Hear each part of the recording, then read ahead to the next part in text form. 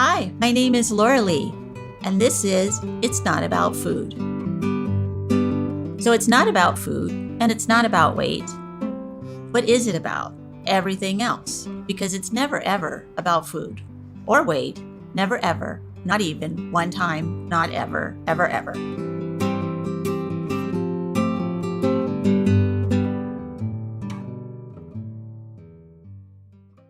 So today's show is on the topic of the 10 principles of recovery. It's on the topic that complete recovery from an eating disorder is possible. And one of the things that Carol and I really put forth in our groups and our work and on all the stuff that we did for Beyond Hunger was that you do not have to have this the rest of your life. It can be over. You can go on and do other stuff. You can have other challenges and other things that you struggle with. This is not one of them that you have to have for the rest of your life. Which was different for me when I was struggling. I thought, I can never eat sugar. I can never not be on a diet. I will never like my body. I have to be on it all the time, or it will just get as big as the world and I will die. And I found that not to be true at all. And that recovery is letting go of the diet mentality. The diet mentality is the problem. That's the problem. The eating disorder is that we don't know what to eat and we don't know how to take care of ourselves and we don't really know how to accept the body that we have. So for me, recovery was to do those three things. Relearn intuitive eating. Relearn how to trust myself, how to take care of myself, and relearn how to love the body that I had. I did have all those things as a little kid. Mm-hmm. I just forgot them. Yeah. Or it got beaten out of me by the culture or whatever happened to it. I just didn't have it when I was an adult. So for me to listen to our truth when we are feeling body hatred and to really understand and have compassion for that part of me, that let me be in recovery forever, because that was the red flag. Mm-hmm. If I was overeating or not taking care of myself or calling myself stupid and fat, that was a red flag. So people think, well, I'll never do those things again. You may, but you'll know that it's not real and it's a red flag that something else is happening. Like I said 100 million times, it is never about the food and it's never about your body. It is about something else underneath it. So today I have the honor and privilege of having a longtime friend and peer here today, Michelle Monero. And I'm going to let her explain who she is and talk about all her work that she's been doing all these many years. And then we'll have a chat. Wonderful. Thank you. So, Laurelee, I remember seeing you and Carol for the first time at a recamped meeting decades ago. Decades. And when we were wee small children. Yeah. Yeah, we were just youngins. And you all showed images of goddesses and these very robust women, and were telling all of us as marriage family therapists that we really needed to remember that our culture is always changing, and what's beautiful changes from time to time. And that was my first introduction, I believe, to eating disorder recovery. You guys had just published your book, and what happened was that although as a marriage family therapist, I didn't start out thinking I was going to be an eating disorder specialist. That's what happened. Yes. And I think that part of it comes from my own history. 5 years old, hearing my mom and my grandma fighting about me, my grandma saying, "But Michelle's fat," and I thought to myself, I wasn't quite sure even at 5 what that was, but I knew that it was bad. Yeah. It wasn't okay. My grandma thought it wasn't all right. But my mom was saying she's going to grow out of it, just baby fat. She's going to be fine. but that's the earliest memory I have. Yeah. Like you're an object. Yeah, that there You're was not something, even and really there. there was something about there being something wrong, Yeah. right? That now there's something wrong with who I am. Yeah, Right. and I didn't understand that And it we're was having a discussion about it. right. That Yeah, doesn't include you. that didn't include me. Right.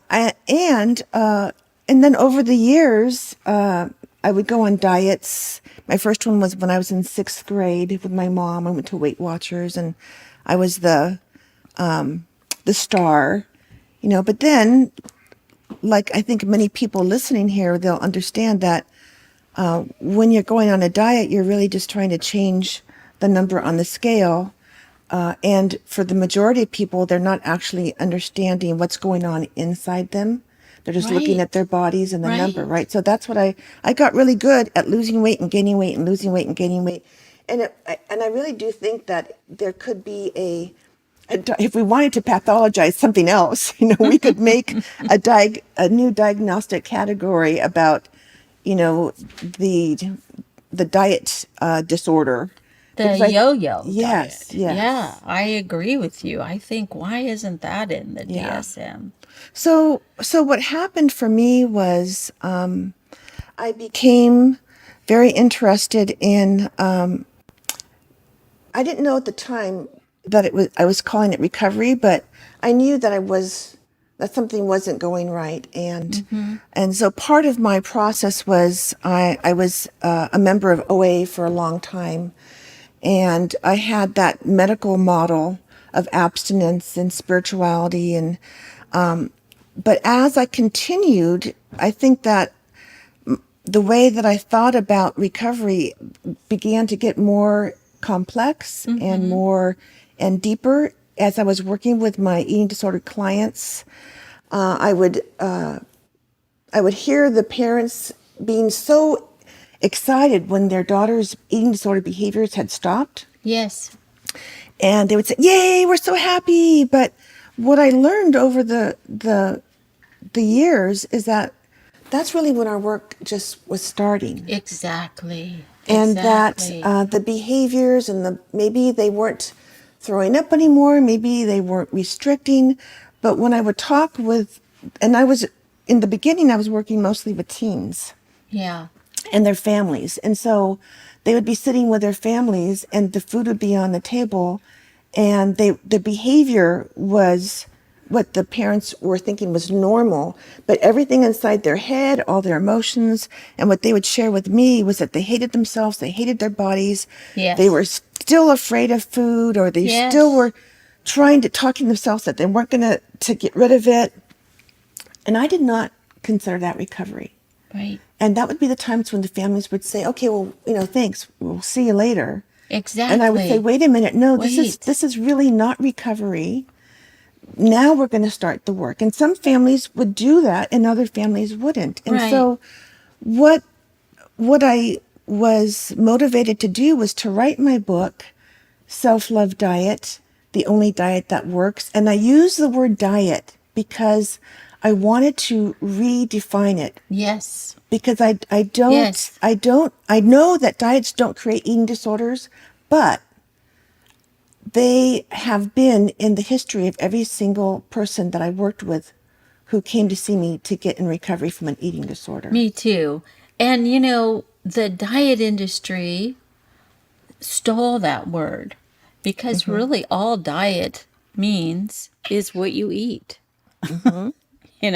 During a day or a week or a month or whatever, how, like, so and so has a vegetarian diet. That just means that they're a vegetarian, and it got taken away from us in a way and showed something else, some sort of other It created pathological craziness. It created the diet billion-dollar diet industry, right? That's right. But what I wanted to do was I looked up the word diet, and the third definition says things regularly offered. Right. So I thought, oh my gosh, that is so opposite of what we think about. The majority of people, I think, are saying that a diet means I'm going to lose weight and I'm going to exercise. But if we think about it in things regularly offered, that was the catalyst for the title of the book. Okay, so Yeah. if I regularly offer myself love, Right. then I've got the self-love diet. Yes. And if I don't just have the two-pronged food and exercise, Yes. but if I created 7 prongs. Yeah. So I started off with spirit because we have this spiritual essence in this body That's that right. makes up who we are. We are not our body. Right. So there's a We have a spiritual path. body. We have a body. Right, but we're not our body. Right. We have thoughts, but we're not our thoughts. Right. Right. Yes. So that was the first path. And then the second path was the body because we live in this body, right? Of course. And we have this vehicle. Yes. And if we don't have it, we don't get to be here. And it allows us to do whatever we have a passion to That's do right. and to offer in this right. world. Right. And then we have these thoughts and these emotions, and we have relationships, Yeah. and we have this culture, and then we have our world. And so when I think about recovery, and I was, looking at my clients and then looking at myself, I could see that when we work on our own personal recovery, then we have more to offer our relationships, our culture, and I do believe that everything is interconnected, and that as we heal, the world heals. I don't think that there's something that is separate from that. Right. And so the I more don't think so people, either. so the more It's a people ripple that are effect. recovered, absolutely, like you throw the pebble in Right. the pond. Right. Everything we do has a impact. That's right. It's like if it's good for me, then it's good for my family, it's good for my town, it's good for my country, it's good for my world. Yeah. Because goodness spreads. Obviously, other stuff does too. Right. Well, so tell me about true recovery. Do you believe it's possible? And if so, what do you think that is? And I know for me, when I think about it, it might be different for me than for someone else. I just wanted to stop hating myself so much, really, when I got down to the essence of it. But other people have other things, that they feel like if I get this, I'll be recovered. What do you think recovery is? Well, I like that last part that you said, when I get this, I'll be recovered. And one of the things that I noticed is that I thought I was recovered as I was a therapist working with people with eating disorders because I was comparing myself to the behaviors of my clients, and I was looking pretty good. Yeah. But then when I started writing the book and actually paying attention, being really mindful to my thoughts, I noticed that I had to really apologize to myself every single day. Yes. Because I was really criticizing myself, my body. And I did the 5-step process where I would catch my thought. I would confront my thought. I would replace my thought.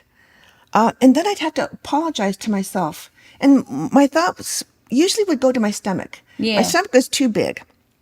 And I hadn't really noticed those thoughts prior to my daily practice. And then after my apology to myself, I would commit to change, and that's sort of like making amends. So I would say, okay, so each time I catch myself criticizing my body, I commit to replace it with a loving statement, to apologize to myself until I no longer criticize myself. It's so beautiful. And you know what? Laurelee, I was doing that over and over and over. I was getting sick and tired of doing that. So then I started a different process of just noticing. Yeah. And just noticing without judgment. Right. And so as I was doing all these things that we would learn when we go to get our masters in counseling, and but not the general public doesn't learn these basic tools. Right. That they are so important, and they really do, they make it be possible for healing. And healing for me is not just about not overeating or not eating when I'm hungry to the point where my stomach hurts, because I used to do that. Right. Right. And there can still be times when I will overeat and not eat when I'm hungry. But the difference now is I notice it. And like right now, when I'm noticing that, I go, oh, well, I've got two people in my family that, are really needing my caregiving. I've been doing a lot of caregiving. And so that is my little flag saying, oh, Michelle, wait a second. You're trying You to forgot care you. yourself. You're trying to take care of yourself with food. But wait a minute. Are you physically hungry? Oh, no. Oh, well, then, what else could you Yay. do? Yeah. Right. Okay, well, let me try something different. Right, exactly.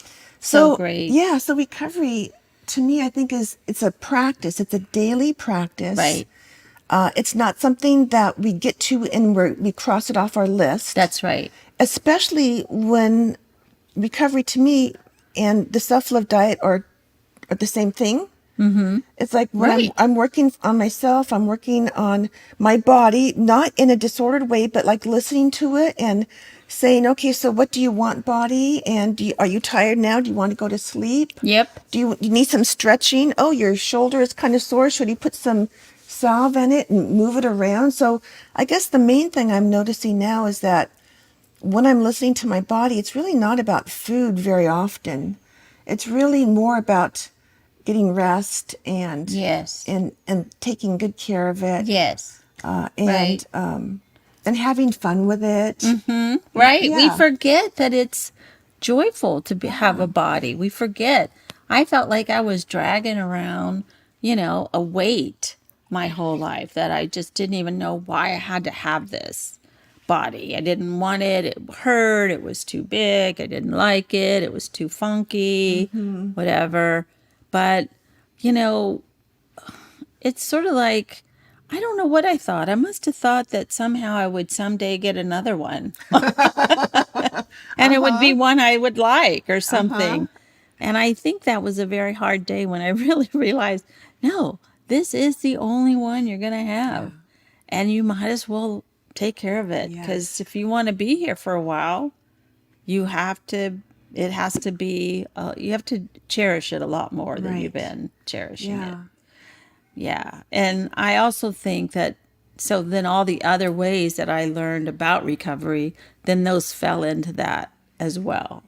Because it wasn't just like right now, recovery for me might be that I make sure at my age that I get all my medical tests done, or I make sure that I don't know, I'm not really so concerned about if shoes are cute. Just can I walk in them? Comfortably.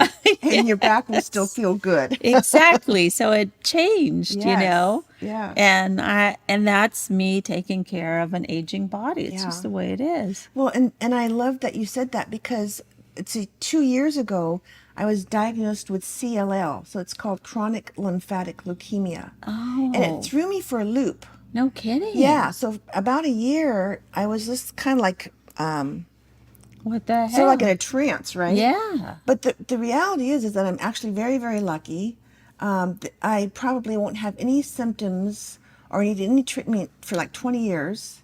And I'm 65, so by 85, they will probably have, if I'm still around, they will Something probably else. have some other kind of treatments and everything that need to be. Exactly. But what happened for me with that was I've always thought of if I had to only choose one tool for recovery to tell, if a client said, okay, I can only have one thing, what would you tell me, Michelle? Right. It would be Keep it gratitude. simple.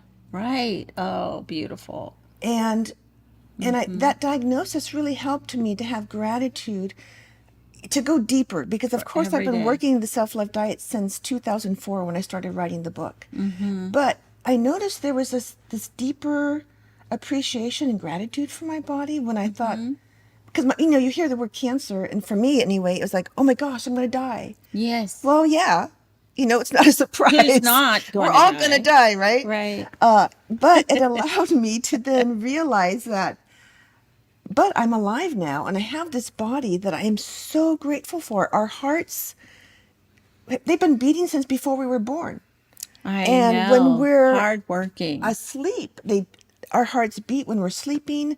I breathe when I'm thinking about it. I can do my diaphragmatic breathing, but when I'm asleep, I still breathe. Yeah. My body is Yeah. so amazing, Right. and right. I'm so grateful to it. And so that really helps me to put things in perspective.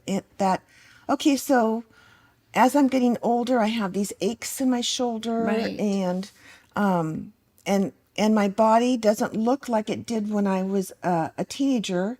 And I can remember being a teenager thinking that I was fat and my body wasn't. And I look at these pictures of me as a teenager. I have a beautiful body. And you know what? Exactly. I have to Exactly. say my body is beautiful today because I've redefined beauty. Yes. So my body is not what our culture is saying we should look like. You know, like and aging is a whole other thing. It's a whole other At thing. 65, you know, we're supposed to be, when people say, "Oh, Michelle, you don't look 65," they think they're giving me a compliment because they're thinking that I want to be younger and that being younger is better. Is good. But the reality is that although I don't like the aches and pains, being older is actually very cool. Yes, it is very cool. I've let go of so many things that I used to fret about. I wake up in the morning and I have a practice. I do it I've been doing it the last couple of months, but sometimes I'll forget about it and it comes and goes. But I wake up in the morning and I count my blessings before I get out of bed.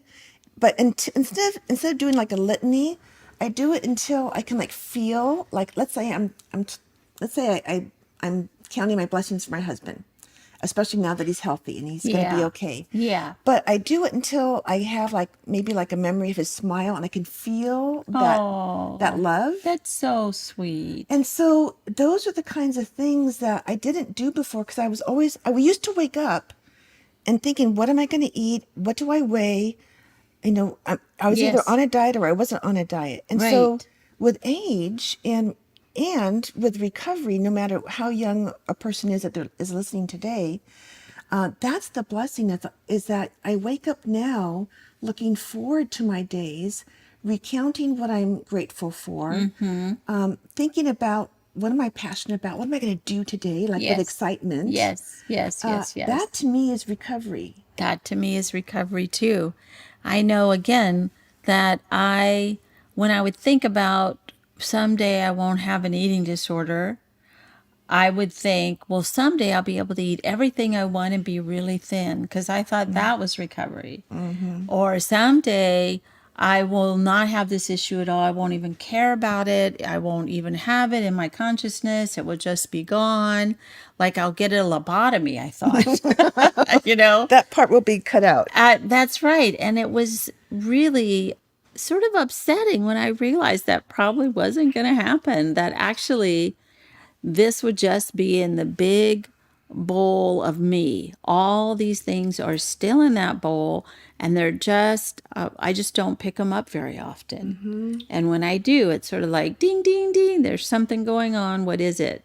So it's a different recovery than from my alcoholism recovery, which I have next month I'll have 38 years. But so I never have to have alcohol the rest of my life. Right. Really never. But I have to have food. Yeah, you do. Probably in a little while. Yep. So I had to learn how to have a relationship with it. And I'm going to have this body always until I die. I had to have a relationship with it.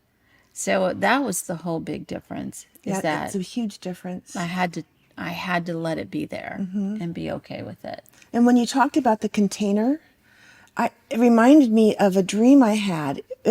It was one of those things that I might call, I haven't found the name for it yet, but it was bigger than a dream. Super dream. Super dream, yeah. And I've drawn it and I've painted it and I've written about it. And in it, it's like it's a dream where I'm in my body so I can see. I'm not like outside watching. And I'm sitting and there's this big bowl and it has this like adobe like clay in it. And I'm looking out and it's sort of a barren landscape, but there's these trees over here like those big tall ones that are white bark and have like little brown spots on it. I don't know what kind of trees those are. Maybe.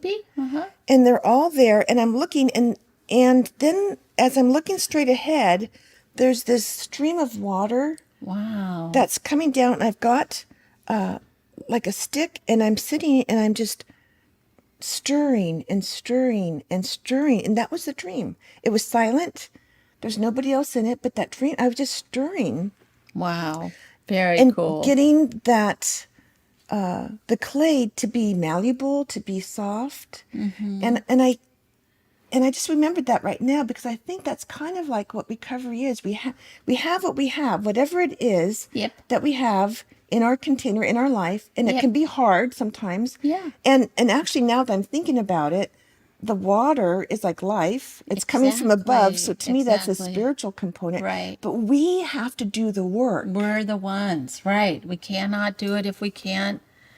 If we can't leave ourselves. We have to take ourselves with us. It's like that old Yeah. saying, I move across the world because I'm not happy with my life. And guess who came with me? Yeah. Me Yeah. and all my stuff. Yeah. So, yeah, that is so beautiful. I love that dream. That It's about feels like taking action, it right? is. And But you sitting have with it, to, right? right? And holding it, whatever That's is right. yours. That's right. So, I think that is a good place to end. And I just want to remind everyone that recovery is possible. I want people out there. Well, maybe I'll ask you this, Michelle. So there's some young woman or man out there, or maybe somebody our age that's been struggling with this for a really long time and just doesn't know about this, doesn't feel like they're ever going to get over it, if you will. What is something simple that you can say to them that they can do today to start that process and not be so worried that they're not going to be okay, that they're not going to recover? I felt like I Okay. never thought I was going to be okay. Yeah. I kept thinking I'm just going to be messed up the rest of my life. Well, I think maybe one way of thinking about it is if they don't believe yet that it's possible, to borrow our belief. Oh, I love that. Because, we've been there, we've been through Yes. it, we've sat with other people who have been there and been Yes. through it. And so if they could believe that it could possibly be possible for them, Yes. Because we did it, they can do it. and to act as if, I I think love that. that some people I think didn't like when I would talk about acting as if, but well, that's just pretending. I said, but our imaginations are the creative spark for everything. Nothing is manifested in the world until you create it, you think about it, you imagine it, right? So I would tell people to imagine themselves recovered, whatever that means for them. For them, it might mean, Yeah. like for me, waking up in the morning and thinking about how wonderful things are going to be and focusing on the things that they love instead of being afraid of whatever they're afraid of is going to happen, or so focusing on the positive and imagining that it's possible. I love that. Imagining that it's possible. All right, so the other thing I was thinking about that question, Laurelee, so imagining it, for some people it could be a visual, and so I've had people get a card. I do something called soul collage, and it's just a 5x8 card, and I have them go through magazines and look at images about whatever recovery means to them. And sometimes it could just even be a color. Yeah. And so people don't feel like they have to be an artist. They can just grab images from our culture and then put together this image of what recovery is to them. For one person, I remember it was a pearl. Oh, yeah. Another person, they had water and a candle. They put a candle like on the ocean. Other people had florals and like beautiful landscapes, but whatever it would be. And then have that person look at that every morning, sort of as a reminder of what they were seeking and what they were wanting for themselves. That's beautiful. I love that so much. And that way you get out of sort of like your part of your head that is very analytical and words and getting it right. Yes. And go to that creative part that just puts down Yeah. images and things that mean a lot to that whole other part of your brain that's hooked into our creativity. Yeah, creativity is healing. Is very Yeah. healing. Lose yourself in creativity. Yeah. Thank you. Thanks. So I want to thank Michelle so much for this.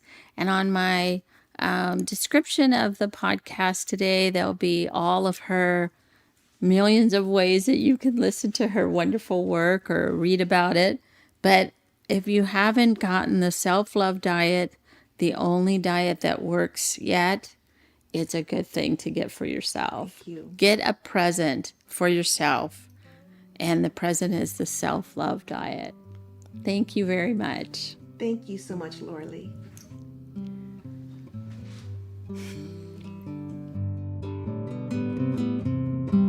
Thank you for listening. And be sure and follow me on Patreon, Instagram, Twitter, Facebook, and itsnotaboutfood.com. Thanks.